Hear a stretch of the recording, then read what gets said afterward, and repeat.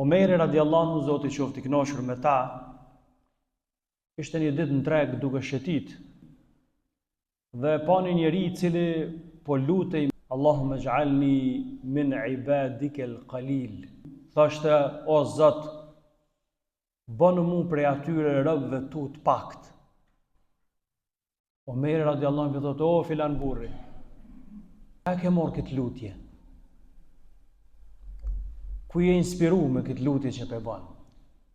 Thot, ju më inspiru prej një ajetit Kuranit ku Allahu Gjeleshanu thot në Kuran, wa qalilun min ibadi ash-shakur. Pak prej robëve të mi, thot Allahu, janë falenderus. Kur e llogarit, me miliarda njerëz jetojnë në botë, ama matematika del që shumë pak janë ata të cilët e falenderojnë dhe janë mirënjohës ndaj Allahu Gjeleshanu. Edhe në kohën tonë sotet. Kur Omeri dëgjoi argumentimin e tij se ka marrë lutjen, Omeri radiallahu anhu filloi me çajt. Edhe tha, oj mirë ti, tha Omer, këtë njerëzit po kuptojnë ma shumë se sa ti. Jemi të folë për një personalitet madhështor që na mburr me gjithë me Omerin radiallahu anhu, prej sahabëve më të ndershëm, prej shokëve më besnik pejgamberit ton Muhammedit alayhis salam. Për njerëzve më devotshëm që ka jetuar në historinë, jo vetëm në historinë e sahabëve, por në historinë e njerëzimit, sepse emri i tij është shkruajt me gërma të arta për shkak punëve të mira, gjurmëve të mira që ai ka lënë. Mirë, po megjithatë, ai para një njeriu të panjohur e akuzoi veten e tij. Tha, këtë njerëzit po kuptojnë më shumë se sa Omeri. Para mendon e sa njerëz sot ka globi? Mbi 7 miliard, apo? Edhe çdo ditë shtohen. Mesin e 7 miliardëve që ekzistojnë në botë, Allahu secilin prej neve e ka veçu, e ka përzgjedh, e ka dallu. Sepse në mesin e këtyre 7 miliardëve, dikun mbi 2 miliard janë musliman. E në mesin e që atyre 2 miliardëve, dhe më thonë, jetë te dhe onë. A nuk meriton me thonë, alhamdulillah, me falenderu Allahun Gjelleshanu. Nëse shofëm me numra, nëse të 2 miliard krahasim me 7 miliard, sa i ka bota, dhe më thonë, a janë pakic, a shumic? Janë pakic. Mesin e 2 miliard muslimanve, Zoti prapë ka përzgjedh, se të ka bon mesin e një numrit ndoshta edhe shumë më i vogël se sa 2 miliard, që sot në ditën e xumë ja kanë mësy xhamia. Nëse ti e krahason mesin e popullit tan, jo me dal dikun tjetër, që të lidh përveç fesë dhe gjaku, përjardhja, origjina, e shet që ti jeni pakic mesin e asaj shumice, që janë musliman, po që realisht nuk ja din derën ku ka xhamia. Pra prap Allahu Gjeleshanu të ka përzgjedh, të ka bon mesin e një pakice, po pyetja shtrohet. Për këtë këtu që ka përmena këtu favore që na e ka dhonë Zoti, a jemi falenderus?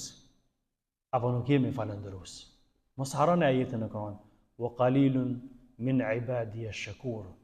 Pak thot Allahu, për robëve të mi janë falenderus. Falenderimi është prej gjanave që mas shumë të Zoti e don. Sepse qenërit falenderus, mirënjohës, do të thotë me qenë besimtar i mirë.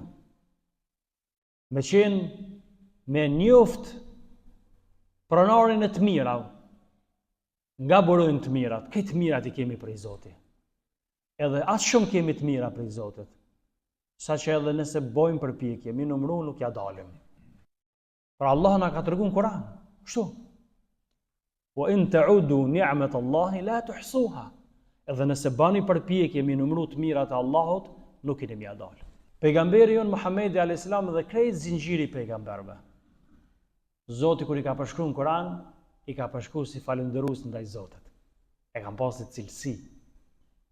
Sepse falënderimi është shaj e imanit, besimit. Para mendone, nëse përpara vetes kemi 2 rrugë, të cilat simbolizojnë 2 gara, ku në të 2 rrugët apo garohet. Në fundin e secilës rrugë ka nga një shpërblim.